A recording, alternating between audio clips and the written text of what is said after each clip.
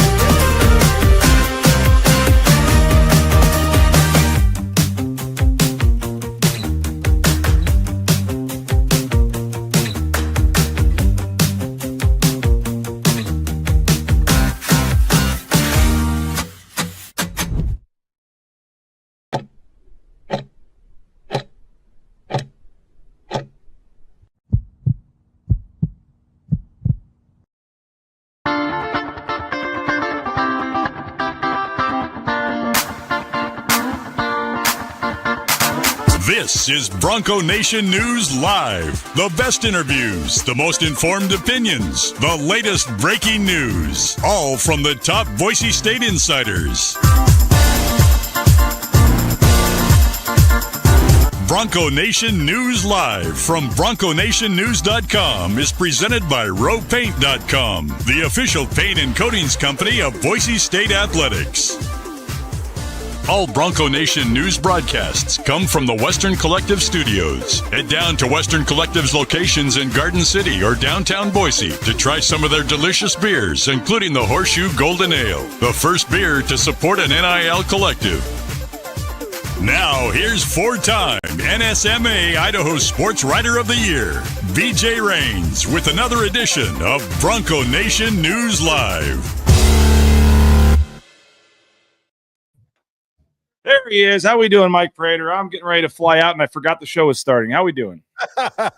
We're doing well, BJ. It's a Monday morning, and cannot wait to get after I get this thing started. And I know we got some basketball, we got some football. It's the collision of seasons. Let's get after it today, my friend. I almost made it back, but then I almost thought about making Mike Prater sweat for a few seconds as well. So that's easy to do on a Monday morning.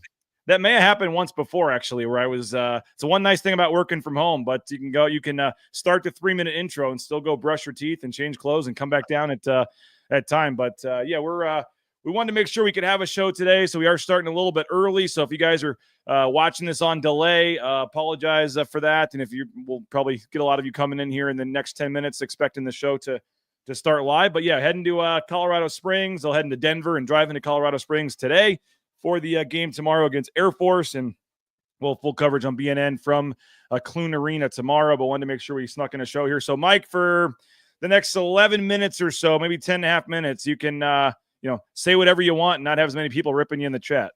That's not any fun. I like to get ripped on in the chat, especially on a Monday morning. So I got nothing but nice things to say. I mean, I know Boise State basketball certainly didn't look great over the weekend, and I know we're going to dive into that a little bit. Hey, they got the win and full steam ahead for all scenarios, but they do have some road issues. I would imagine we need to talk about a couple of road issues today.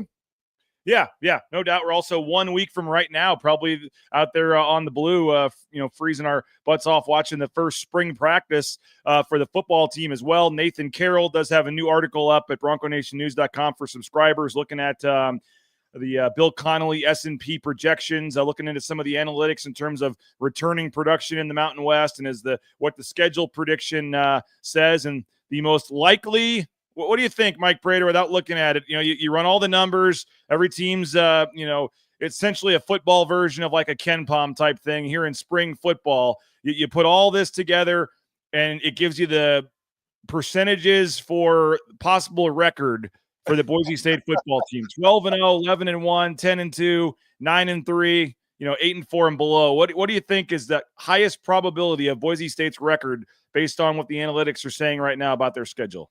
Let's go 10-2, maybe a 9-3. I can't imagine it would be anything other than those. Certainly the Notre Dame game is on the computers is going to be a loss. You got to throw in another loss just because you know that there's probably going to be one more in there. I'll go 10-2. What do they say? You are close. There is a 36.6% chance that their final record is 10-2, but slightly greater than that, a 41.32% chance, according to the numbers, is Boise State going 11-1. Whoa, 11-1. Wow, that's a lot of love, man. I don't want to steal all of the numbers that subscribers can pay for and read in Nathan's article here at BroncoNationNews.com, but he's got a little over 4% chance of going 12-0, 41% 11-1, 36 10-2, goes down to 14% at 9-3, 3% chance of 8-4, and a less than 1% chance that they are 7-5 or worse. And this looks at a number of different things, but basically, if you can create some point spreads and things, SP Plus projects their own point spread, very similar to like a Ken Palm point spread type thing. And Bill Connolly is, I don't know if you're familiar with Bill and that, or folks are familiar with ESPN, and he does a really good job putting some of these numbers together. But he has got Boise State as a sizable favorite, Mike Prater, a double-digit favorite in every game this season except the Notre Dame game, where he has Notre Dame favored by 16.5. But he has Boise State by 11.5 over South Florida, 15 over Air Force, 19.5 over App State, 33.5 over New Mexico, 13 over UNLV at home, 27.5 at Nevada, 18 over Fresno, 20.5 over San Diego State, 21.5 against Colorado State, and 22 against Utah State. So these are early spring numbers. Rosters will change. Things will change. Those percentages will change. But you put all the Nathan Carroll kind of has his own formula, taking all of those Bill Connolly numbers and things together. And the most likely outcome, 41%, just slightly over 36% of 10-2, is the Broncos going 11-1 this year. Yeah, I mean, looking at their schedule, I mean, that's a good reminder. And 1 week from now, with spring ball camp opening up, it's a good reminder to have. The schedule certainly is nothing sexy. Now that I think about it with more, there really isn't a lurking loss there. I mean, back in the day, San Diego State would have been a road trip to San Diego State would be pesky, but that's a program that's a little bit of a mess right now.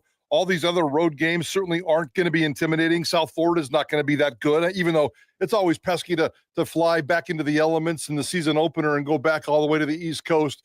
So, it's 10-2 certainly makes a lot of sense. 11-1 would be a dream season, considering loss of Ashton Genty, loss of Dirk Cutter, and so many other different things, and a defense that needs to get better. So a lot of those questions we'll start to figure out next week when spring camp starts, diving back into fall camp all the way into August. But that's just a reminder that this schedule is not very inspiring, especially the home stuff. I know Jeremiah Dickey's out selling home tickets, season tickets, and trying to get that package put together. It's going to be a little bit of a tough sell this year. 11-1 would certainly suck the fans back in. Well, Tyree at least is pumped for the App State home game, he said there. Mike, what is the number one storyline for you going into spring ball next Monday?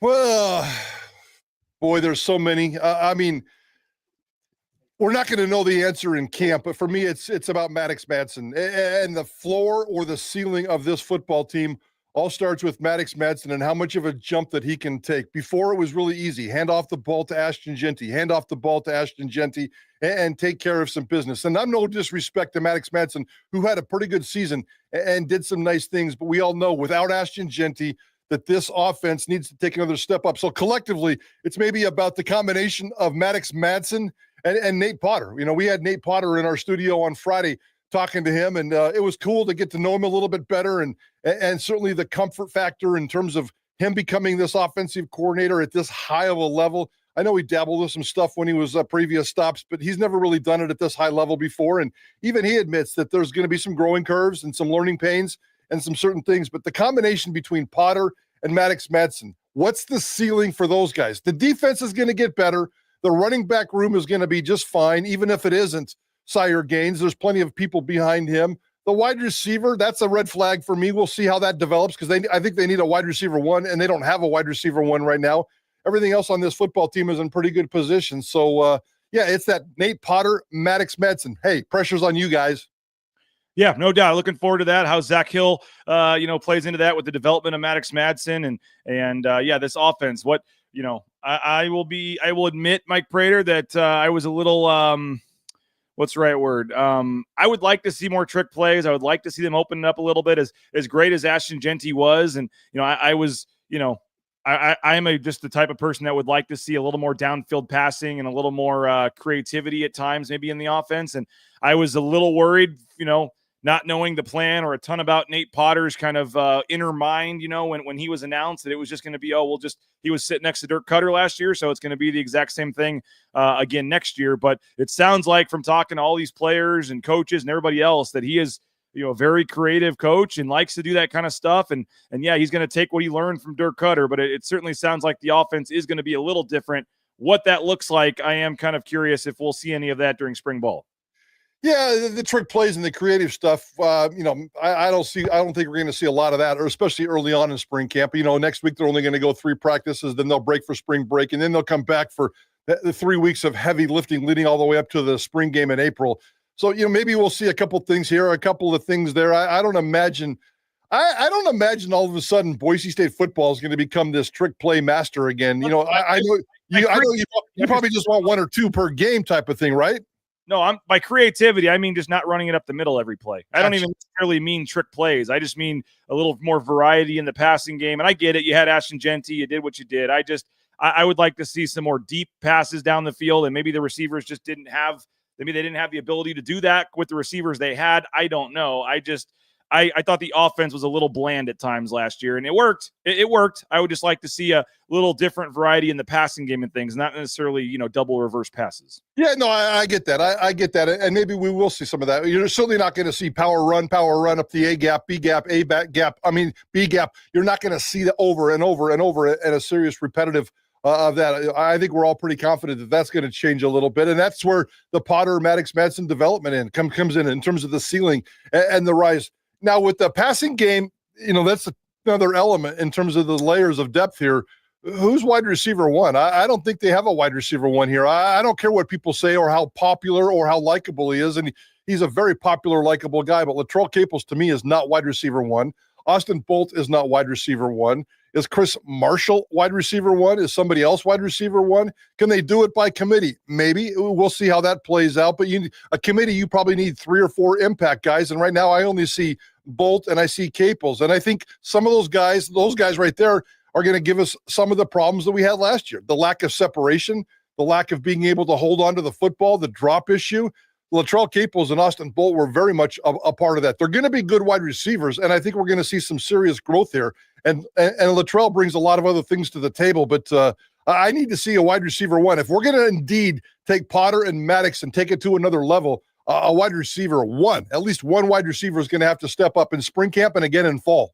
All right, well, we're 1 week from right now starting to get some answers to figuring a lot of that out. And I know you guys all week will be continuing your countdown series and looking at players and spring storylines on KTIK at 95.3 The Ticket. But we're also 1 week away from right now of having a bracket in our hands for the Mountain West tournament, Mike Prater, and being able to, really dive into this tournament and where Boise State sits on the bubble in terms of the basketball program. Do want to switch over to basketball here in just a second. And also David Moats, assistant coach, going to join us at 9:15 to get his thoughts on things before they practice and then head to the airport today as well. But first, we want to thank a couple of our great sponsors that make this show free of charge for you to watch on social media, including YouTube, Facebook, and X. And it starts with our title sponsor, rowpaint.com. Andy Rowe and Company, concrete coatings. We've had them done twice. I highly recommend them for a back patio, your garage, your basement, but they also do interior, exterior painting, commercial, industrial work, all your painting needs. Hit up the official paint and coatings company of Boise State Athletics, and that is rowpaint.com. Taco Bell, TacoBellWorks.com is the website if you want to see about the $400,000 they've committed to student-athlete scholarships on the men's and women's basketball teams. They're also hiring, so you can go into a local Treasure Valley Taco Bell location or TacoBellWorks.com and get more information. The SON Management Group, the Nicolason family, appreciate them for their support. So think Taco Bell for the your next meal with the family there before baseball or soccer practice or whatever else you got going on. Taco Bell, TacoBellWorks.com. Idaho Central Credit Union, ICCU.com. ICCU, there's a branch pretty much on every corner, but the easiest, that mobile e-branch online banking right there in your smartphone. Rain's family made the switch. Couldn't be happier. I know Mike Prater's a happy ICCU member as well. So Idaho Central Credit Union, make the switch today, ICCU.com. Snake River Pool and Spa, the patio and game team, they got you covered. Twin Falls, Boise, Meridian, Nampa, they've been around since 1978. They're part of the Boise State home team, whether it's a sauna, whether it's a pool table, whether it's a spa. They got you covered. You can visit one of their 4 locations or just go online to thespateam.com. The Blue and Orange Store, theblueandorange.com. Travis Hawks and Company. If you need some jerseys, bumper stickers, cars, hats, you name it, the Blue and Orange Store has you covered. This is a Blue and Orange Store Monday here at Bronco Nation News. So we appreciate the Blue and Orange Store for their support. And you can order anywhere in the world online at theblueandorangestore.com or just go into the Boise Town Square Mall there, the second floor next to Pro Image. And they've got those great deals and things going on. That's our friends at the Blue and Orange Store. You can check them out online at theblueandorangestore.com. All right, Mike, Saturday there for a while, I was kind of glad I didn't make the trip to Fresno. That wouldn't have been a fun post-game interview with Coach Rice. But they get it done. They win the game. It wasn't the prettiest win of all time, but honestly, right now, you just need to win the games. And yes, a 20-point win would have maybe helped bump some of the numbers up and things like that. But their net ranking going into the game was 43. Their net ranking on Sunday morning was 43. So part of that was some other teams losing around them. So if they had won, they could have probably moved up. But hey, as Leon Rice said, when we're cooking on all cylinders, there's not many teams that can hang with us. He said that with Bob and Abe on the postgame show. He said, but it's hard to play 100% your best and be cooking on all cylinders every single game. And they go to Fresno, kind of a sleepy environment there. And I thought they got good looks. I thought they got good shots. They just didn't make them, especially in the first half. And 8 of 28 from the field in the first half. I didn't get any kind of sense personally. Maybe you felt differently that they were looking past Fresno State or that they were, tired or not there. They ran good offense, had good looks. And I just thought they missed some wide open shots, missed a lot of layups at the rim in the first half. So I didn't take any big picture things away from it. But, it got middle of the second half. You're losing by 3. It was a little scary there, and they're able to pull it out and survive in advance. And, my first thought is I'd be surprised if that happened again tomorrow at Air Force. Maybe quick turnaround, elevation. Air Force was perceived as the tougher game of the two. So maybe it's a little tricky there, but I would suspect that was their scare for the week, and I would think they come out and play much better tomorrow. Yeah, we'll see. This basketball team isn't great. It has not been great on the road. I think they're 505 on road games. And, it's okay to go on the road and struggle sometimes. And it's okay to win a tough, tight basketball game. And that's what they did. And no harm, no foul. And it's a good learning lesson, a good wake-up call with a couple of games left in this season. I don't suspect they're going to have any problems with Air Force, but we'll see how that plays out. If it's an 8 to 10 or 12-point game and they've got to kind of tough it out, it's crunch time, and it's good that they get their nerves rattled a little bit. It's good that we can get their nerves tested. We'll ask Moats about this. What kind of positives can you take away from a game like this as you look at the bigger picture? You get the victory, and that's all that really matters, and then it's the bigger picture of how you're getting better, how are you peaking at the right time. You eventually got to go on the road to win tournament games, and how can you get better when you're not playing at home at Extra Mile Arena? So some of those things you have to kind of get into head a little bit. Leon Rice and his staff are pretty good about kind of coaching the psyche of these basketball teams, and we'll see how it plays out. So I suspect that they'll win again at Air Force. Probably not the prettiest of all games. They're saving the pretty stuff for Friday night, Colorado State. That's going to be the big pretty game. I cannot wait for that game. Yeah, Colorado State now is showing up on Joe Lunardi's next group of teams as well. So they're trying to hold out hope. They've won 5 in a row of trying to go on some run here and hope there's enough other carnage, on the bubble that they could try to sneak in. Because as I've told you, Mike, it's not a very good bubble. Tomorrow will be the day that Joe Lunardi updates the actual bracket. At some point today, he'll update kind of his last 4 in. Maybe he's already done that. But after that win on Saturday, you wake up yesterday, Mike Prater, and Joe Lunardi, and again, he's not, he's actually ranked as a middle-of-the-pack bracketologist. I get it. He's just the guy that gets the voice on ESPN. But it does give you a little bit of gauge. Him and Jerry Palm just kind of, again, they're not always perfect, but it's just to kind of know what someone like that thinks and where they have it. And Joe Lunardi woke up on Sunday morning and had Boise State as his first team out of the tournament. And you go back, 2 weeks, they weren't even on his list. And so they've continued to slowly rise up. And he now has Joe Lunardi does the very first team out of the tournament with a week left in the regular season. Jerry Palm, CBS Sports, actually has Boise State in his field now as the last 4 in. Certainly nothing to feel comfortable about if a couple of bracketologists have you as last 4 in. There's a lot of work still to do. But the fact that two of the more prominent bracketologists, at least publicly, one has them in, one out, now has them, literally as the first team out. This is a conversation, Mike, that I know you sure didn't think we'd be having a couple weeks ago, and I don't think I felt great about it either. It's, combination of 8 out of 9 wins here and other teams losing, and they've just kind of slowly continued to methodically work their way up this bubble list. Yeah, I mean, that rock bottom moment certainly sounds – it's very resounding. It was a very resounding thud, and they took that seriously and have done a really nice job of rebounding then. Since then, the problem here is they've got essentially 3 games left, and if those 3 games go well, they're going to get more. But they got an Air Force game, they got a Colorado State game at home, and a Colorado State team that's playing pretty well. And then as you sit right now, and you talked about the bracket, I got my little bracket that I keep playing around with all the time here for the Mountain West tournament. Boise State still sitting in that 4-5 game with a first round game against San Diego State, which is a tough draw. So, your last freebie is the Air Force game tomorrow night in Colorado. And then you got 2 games that will essentially decide your season. Are you going to go play in the NCAA tournament? Are you going to go play in the NIT tournament? Are you going to play in Dayton? Are you going to take a deep Mountain West run? Can you get into the main field of the NCAA tournament? So those 2, next Friday and the following Thursday will decide the fate of Boise State's basketball. And they're in a good position. I don't care what happened at Fresno State. They have rebounded from that rock bottom moment. They are in a good position. They're playing with a decent amount of confidence. Let's see if they can do it again tomorrow night at Air Force. But I like the direction of this program. I even said in the last column that I wrote for BNN that I thought Leon Rice was doing some of his best coaching right now, period. And I'm not talking about the season. I'm talking about since he came to Boise State. To take this basketball team where it was 10 days ago, or I guess it's been a couple of weeks now, and get them back into this kind of a shape, I think he's done a great job with his coaching staff. So I like to beat up Leon as much as possible, but in this particular case, I think he's done a hell of a job. It's nice to have sponsors, some businesses just have sponsors, don't really care. They just want the business, whatever. But, our sponsors, Mike, really deeply care about Boise State basketball and deeply care about this, like whether it's, Boucher texting me the refs' names 3 minutes before tip-off or whatever, wanting to know the names or whatever. But I got a nice group text yesterday with Travis Hawks and Matt Boucher at, afternoon asking about the tiebreakers for the scenarios. And we had a nice we workshopped it out, I guess you could say, Mike Prater, looking at the rules. The consensus amongst Matt Boucher and Travis Hawks and I is that if there's a 4-way tie at 5 losses, which in your bracket, I guess you still have Colorado State higher because they only have 4 losses, correct? Or are you projecting? Yeah. You're not projecting this out. You're just going current. Just as the standings sit today, yes. If Boise State were to beat Colorado State and give them a 5th conference loss, and you have 4 teams, San Diego State, Utah State, Colorado State, Boise State, all with 4 losses, we believe that Utah State would be the 2 seed, San Diego State would be the 3 seed, and Boise State and Colorado State would be in the 4-5 game, which I am 100% okay with that. Avoiding San Diego State, Utah State, or New Mexico in the very first game.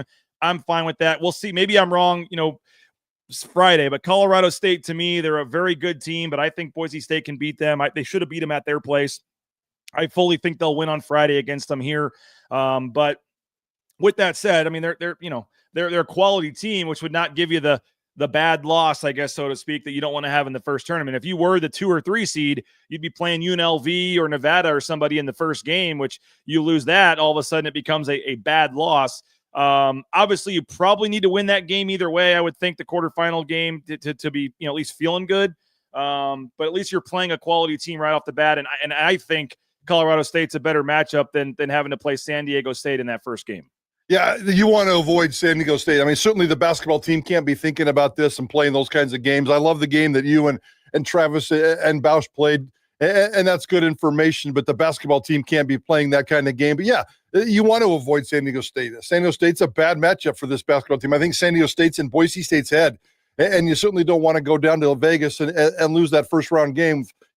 Flashbacks to what happened last year with the New Mexico, and that was just a gut punch of a feeling. And if they win tomorrow, if they win on Friday against Colorado State and go down there and get that loss against San Diego State, that's not how this basketball season is designed to end. I do worry though about playing a Colorado State team on Friday, and I'm with you. I think Boise State wins that game on Friday because they're really, really good at home, and that's going to be a spectacular moment and a spectacular game. Now we have to worry about the emotions of senior night and maybe Tyson Degenhart, but I think that I got good feelings. Can you beat Colorado State on Friday night and then turn around and beat them again in a tournament game on Thursday, the following week in Las Vegas on a neutral court? That's going to be the big if with this basketball team. But hey, they're good ifs. They're good scenarios.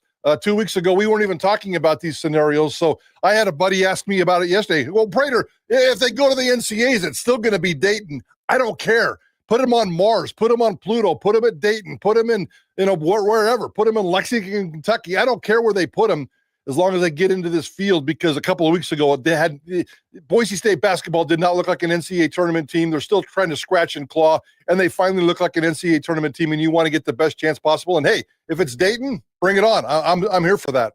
I believe the last time that happened, Mike, was in 2020 when Boise State played UNLV in the last regular season game, actually in Las Vegas, and then lost, and then came back and played UNLV again a week later in the first round of the tournament and beat them.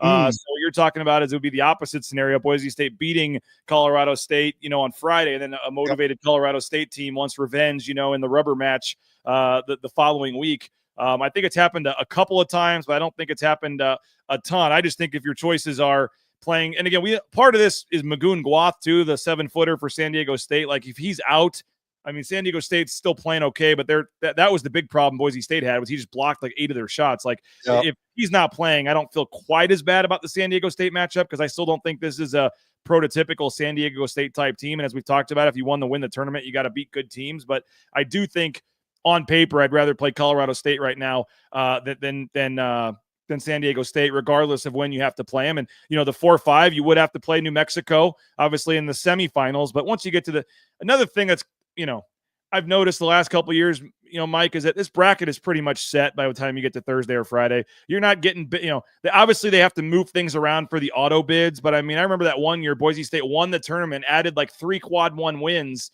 and was still an 8 seed when everyone had like 5 or 6 as the projection. Like they get there on Wednesday and Thursday and make these brackets, and what you do in these tournaments really doesn't matter that much. I mean, they don't have time to completely move teams up from a 7 seed to a 6 seed on a Saturday of conference when they're turning the bracket in the next day. So winning the tournament obviously is the first goal here. Don't have to worry about Dayton. Don't have to worry about, whatever. So you want to just win the tournament, and that means your best path and getting a good seed. And that's obviously why we're talking about it. But certainly I think just, taking care of business these next 2 games, beat Colorado State to get to the semis. And I personally think that's probably enough. Probably. I mean, it still probably puts you in Dayton, and I know you're trying to, if you're really trying to get picky, you're probably trying to avoid that. But hey, like I said, if you can get to Dayton, that doesn't matter. If you can get into the tournament, if you can get into the semifinals and win what you'd be at that point, you'd be on a 3-game winning streak. Well, not 3-game winning streak, but you'd have won tomorrow night, Friday night, and then certainly next Thursday, and things are looking pretty darn good. So, I would agree with you. If they can get to the semifinals, because a couple of weeks ago, this was a 2-bid league. And then it became a 3-bid league, and now you can play the math, and it looks like possibly a 4-bid league, depending on what shakes out. And don't forget, Mike, as I want to take a quick break and bring on Coach Moats, but I've been looking at this stat, but you have to go all the way back to 2015 when Boise State was on a 6-game winning streak. 2015, a decade, to find the last time Boise State had won more than 1 game in a row going into the conference tournament. They've either lost the last regular season game or just won a 1-game winning streak, going into the tournament. So this is first time in a decade, and I believe it would be the second time in the Leon Rice era in the Mountain West, or since they joined the Mountain West, that they would be on a actual winning streak going into the conference tournament here, which I think could obviously should mean something as well. All right, let's thank Jackson's real quick. Jackson's, you can get that 99-cent coffee anytime, any day or night using that Let's Go Rewards app at Jackson's. And don't forget, tomorrow night, if the Broncos get 70, you get a $2 hot dog and fountain drink 2 days later at Jackson's. That's courtesy of our friends at Jackson's. And don't forget about Matt Bauscher. We mentioned him earlier, Bauscher Real Estate. When you buy or sell a home with Matt and his team, you get to meet everybody in the picture there. Customer service is unmatched. Bauscher Real Estate, BauscherRealEstate.com. And I know everybody has a couple of friends that are realtors, but I highly recommend going with Matt and his team. He'll fight for you. He'll get you the best value, the best deal. That's Matt Bauscher, BauscherRealEstate.com. Ridley's Family Markets, shop Ridley's.com. If you're looking for just that friendly feel when you walk into a grocery store, that hometown feel, shop Ridley's.com. Find a location near you. Ridley's Family Markets. Download that Skip app. Save up to 40% off at the checkout line. They've love that CUNA location. They've got some Magic Valley, Treasure Valley, McCall, surrounding states, almost 30 of them in all. So visit our friends at Ridley's family markets. Hey, you want to get into the trucking industry? You need a job? How about Transportation Compliance Service? Transcompservice.com. They can help you every step of the way to get into the trucking industry. Transportation Compliance Service, whether it's the DOT overweight permits, everything you need, they can help you out at transcompservice.com. Lean Feast. I know Coach Moats probably going to be having a lean feast for lunch today. Leanfeastmeridian.com. They're feeding the football team, the basketball team, the Reigns family, and they can feed you as well. Leanfeastmeridian.com. Healthy combinations. They deliver anywhere in the Treasure Valley, and it's good 5 days in your refrigerator. You pop it in there for 2 minutes in the microwave. You're having steak, shrimp, chicken, and fish. Highly recommend our friends at Lean Feast, leanfeastmeridian.com. And if you want to leave us a voicemail, speakpipe.com/BNN. We'll play voicemails on an upcoming show. Speakpipe.com/BNN. You can leave us a voicemail, and it's brought to you by our friends at Signature Roofing. Been covering our community for more than 2 decades. MySignatureRoofing.com. A re-roof, a repair, an estimate, an inspection. They got you covered. They got an NIL deal with RJ Keene. They're stepping up. They got some cool ideas for some things. So you can get more information at Signature Roofing, mysignatureroofing.com. All right, Mike Prater, short notice yesterday. I said, hey, can we get Coach Moats on? And right away, of course, Coach Moats said would be happy to join you guys. So we bring in assistant coach for the Boise State men's basketball team here, David Moats. Coach, appreciate you for jumping on. How you doing? What's up, fellas? Good Monday. It's March, which is awesome. So there's games going on every single night from here on out that will affect the Broncos that are big implications. Like, it's going to be fun. It's going to be awesome. This next month is going to be I'm excited. Are you in Coach Rice's office? Where's your office? He's not in here. I live in this office. I'm doing it. There's no way your office is that nice and clean. Come on now. No, I call all the shots anyway, so it just gets my psyche right. I know you guys obviously got back about 10 p.m. or so on Saturday. Nice to have the charter trip back from Fresno. You got all of yesterday, obviously, to kind of reset and practice and right back on the road today. And previously without those charters and stuff, you may have just gone the Bob and Abe route and flown straight to Colorado on Sunday. So to be able to come back, and what's the turnaround like here? And obviously you've played Air Force, Air Force, but obviously a quick turnaround and right back on the road today. Yeah, we've talked a lot about that. And the increase in charters has saved our guys' legs this year, has just been huge. Because, we would have taken a Southwest flight yesterday and got into Denver and drove up and been like BJ and, made that trip. And it takes a toll. And so to get home and sleep in your own bed and eat some good lean feast meals yesterday and just kind of been able to be yourself and just relax and decompress after that game, that's huge for us. And so to regroup and to dive into Air Force today, they're a scrappy team.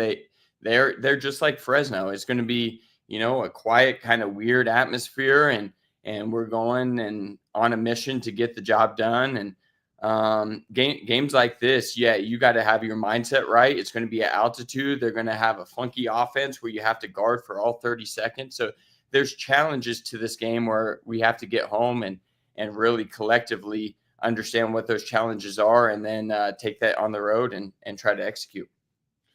Hey, Coach, I wanted to ask you about the Fresno State game, and we were talking about this, and I'm fascinated by the psyche of sports many, many times, and I thought it was kind of in play on Saturday. That's obviously on paper a team you're supposed to blow away. You didn't. You got the victory, and that's a good thing. What do you take away from the mental toughness of a game where you probably didn't have the results that, in terms of the in-game results that you wanted, but you got the final results? How do you process that, and how do you make the guys feel confident coming out of a game like that? Yeah, we knew that one wasn't going to be easy because you look at their record. Yeah, they've won one game in league, but then look at some of their scores. UNLV at home especially in that building versus Fresno. So UNLV lost by 1 there. CSU lost by 5. They took San Jose to overtime. Utah State beat them by 8. Nevada, they took to overtime there. They lost all those games, but each one has been close. And so our guys knew that going in is like, this atmosphere is going to be different. They're good at home. It's going to be a different game. So it really was about going there and getting the job done. And then with their flux of who's playing, who's not, with all the, gambling allegations going on, it kind of made it weird. Like, we were prepping for some guy. We didn't know who was playing, who was coming in. So it had to, mindset of, okay, we're going to get the job done. And I thought we got really, really good looks, missed some bunnies just at the rim. And you make some of those 3 or 4, easy layups in that first half, and you get the lead up to, 10, 12 at halftime. I think it's a different game. And I think that's the game of basketball.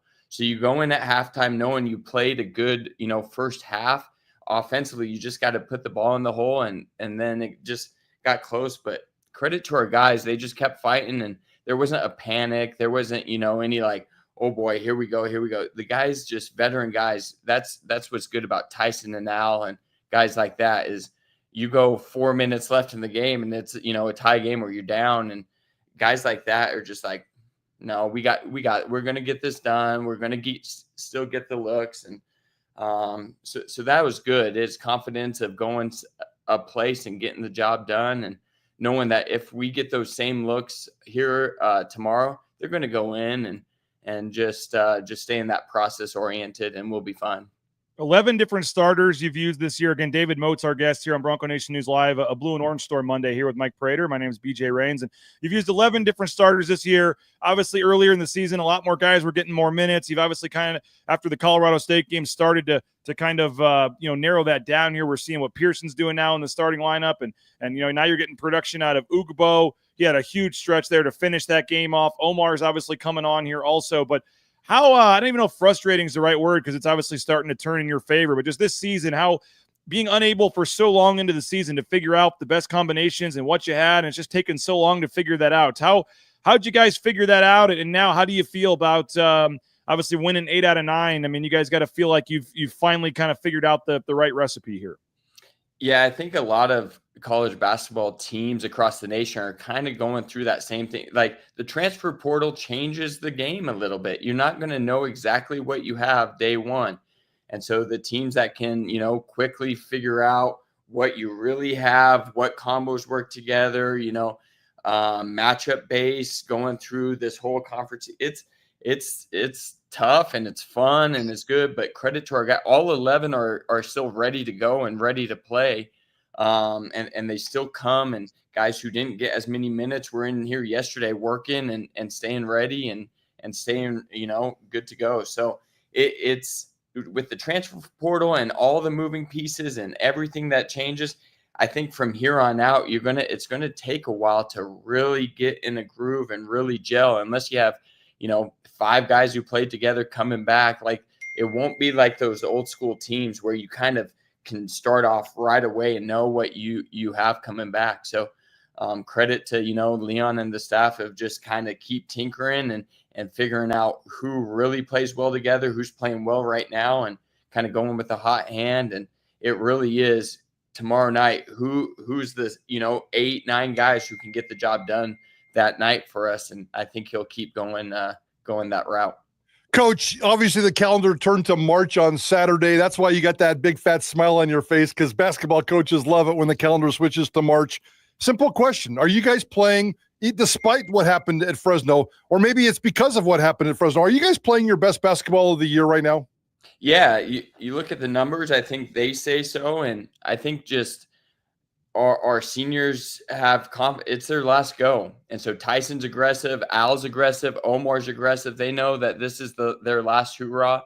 And so they're not holding back, and they're playing, and our freshmen are starting to peak, and Andrew and our sophomores are starting to really find their groove and find their niche. And so I think so. Now, there'll be some times, game of basketball, where shots won't go in or some stuff won't happen, but overall, yeah, we're excited in this building. We're excited to keep practicing.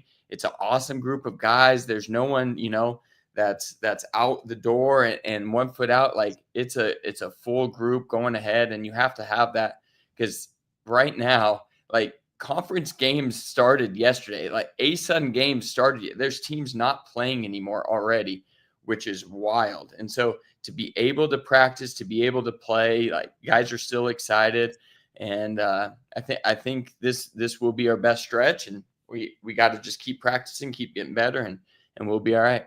Nate wants to know what was going on with the ball there in Fresno. Yeah, I don't really know. There was something sticky on it. Something like, I thought it was the old the baseball. They found a little tar on it. I don't know. It was funky, but Tyson stepped up to the line and made his first, and then felt it for the second, and something sticky. So handed to the rest. So they had to replace it. We had made our first three shots with that old ball. So I was hoping we got the sticky ball back. It was Mike Reed's hair gel.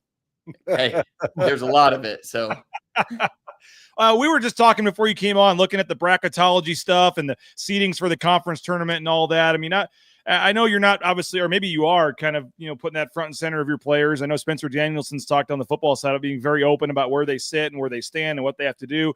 How are you guys kind of approaching that with the team? You as coaches, are you looking at tie-breaking scenarios for the conference tournament and which team maybe is a better matchup than that? And obviously the bubble talk, I mean, you guys are right there on most people's first four in, first four out. How are you guys kind of looking at things?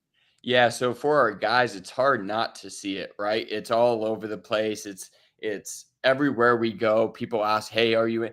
We don't know. Like, hey, are you guys in? Like, they haven't picked the selection, So our guys are aware of it. It's all over. Like, that, you can't hide away from that. So, yeah, you have to realistically know where you're at and have a, honest conversation of, hey, this game helps, this game doesn't.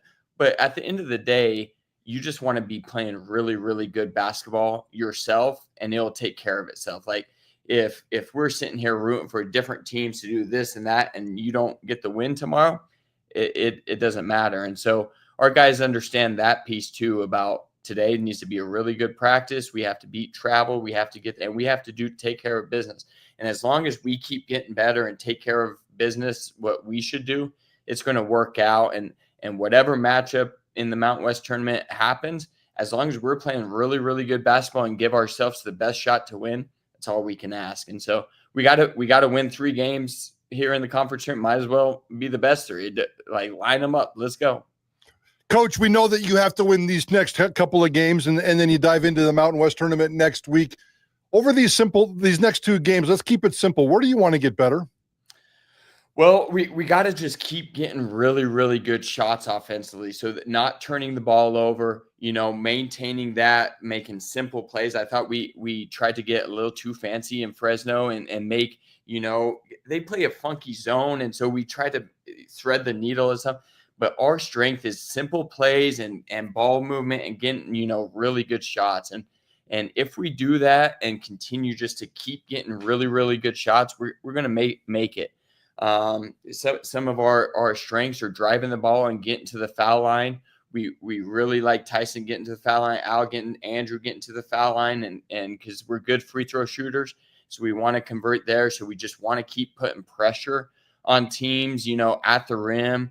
And then defensively, I think you guys seen in our building, we've seen jumps each and every game of just we call it just being in the gaps and helping teammates out and being able to rake and get some steals. And so I think there's areas where we can continue to improve and even get better and better about that. I think Fresno, we got a little more spread out because their guard play, that they're dynamic guards. And so I think we got a little spread out. And so these practices are great about just getting tuned in, getting back in the gaps, and just, getting redialed in, recalibrated as we go down the stretch. Because, March, the tournament and this Mountain West tournament, it's going to be about who can do that consistently for 3 days in a row. And so just building those habits, just every single day being the exact same, people that we need to be, I think will be good. Well, David, appreciate you joining us. I'm actually heading to the airport here in about 5 minutes, so I'll see you in Colorado Springs. Appreciate you guys appreciate you for coming on, and looking forward to tomorrow's game at Air Force, and then senior night Friday night. Going to be a busy, quick, fun week here, getting ready for the tournament. Yeah, thanks, fellas. Happy March. Appreciate it. There he is, David Moats, for joining us. Does a tremendous job. He's the rebounding coach also, Mike Prater. So number 4 defensive rebounding team in the country. David Moats deserves a lot of credit for that. And they're another game tomorrow night, Mike. They should win, shouldn't have any problems, but just kind of a tricky place. You can put on the tape of that San Diego State game where they needed a full court layup in the last 4 seconds, or they would have lost at Air Force. So is all you need to kind of see. But we'll see what happens tomorrow night, and hopefully they can get it done. And that would set up what should be a magical kind of special night on Friday for senior night. Yeah, and, obviously we're keeping an eye on Tyson Degenhart, down to a couple of games left as he chases that scoring record, and he's kind of right there on track, and it's going to come down to an Anthony Drimmick situation. So hopefully he gets a chance to pop off some big points tomorrow night and then come back here against Colorado State, where he had some success in that rock bottom game. So Tyson, the opportunity is certainly in front of him, and if anybody can handle the pressure of an individual accomplishment, a big one, and he can't completely ignore it because this is too big. It's a once in a lifetime opportunity, and it's very, very big. But he's got great balance. You don't really see his game changing on the court whatsoever. He's still playing team basketball, maybe a little bit more. I don't want to say selfish, but he's motivated to put this team on his back and take care of business. And so watching Tyson Degenhart is probably just one of 3 or 4 storylines within the storylines of these games the next couple of nights. I cannot wait to see how it plays out. So tomorrow night's going to be tough. It's going to be pesky. It's probably going to be weird, gross, and ugly at times. But I see Boise State grinding it out, and hopefully Tyson Degenhart can get himself a few points. Hearing Mike Prater say tomorrow night could be weird, ugly, and gross at times. That could be taken out of context, I guess. But Mike, appreciate you as always for jumping on. If you came on and missed the beginning of the show, we did start 15 minutes early today, so you can go back and watch the beginning of the show because I'm heading to the airport. But make sure you listen 3 to 6 today, Idaho Sports Talk, 3 to 6 today on KTIK 95.3 FM, 1350 AM with obviously Bob and Johnny and Prater as they get you set for tomorrow's game, get you set for spring football, which starts a week from today. So thanks, everybody. Go subscribe if you can. We'd love to have your support. I'm headed to Colorado Springs. I'll be live tomorrow morning from the team hotel there in Colorado Springs, 9 a.m. with Bronco Nation News Live. Jay Tuss will join me, and we'll get you set on a game day for the game tomorrow. Appreciate it, guys. Hope you have a great rest of your day. We only have 2 fivesomes left, and we're going to be sold out of this Bronco Nation News golf tournament already. So if you want in, you can send me a note, and we'll get you in, but we're almost sold out. Prater, thanks. Go subscribe, everybody. We'll talk to you guys later. Bronco Nation News Live, BroncoNationNews.com. Bronco Nation News is presented by our title sponsor, RovePaint.com. Our major sponsors, Idaho Central Credit Union, Taco Bell, Lithia Ford, the Blue and Orange Store, Jackson's, and our contributing sponsors, Signature Roofing, Western Collective, Snake River Pool and Spa, Transportation Compliance Service, Boucher Real Estate, Ridley's Family Markets, Circa Las Vegas, Lean Feast, and Timberstone Golf Course.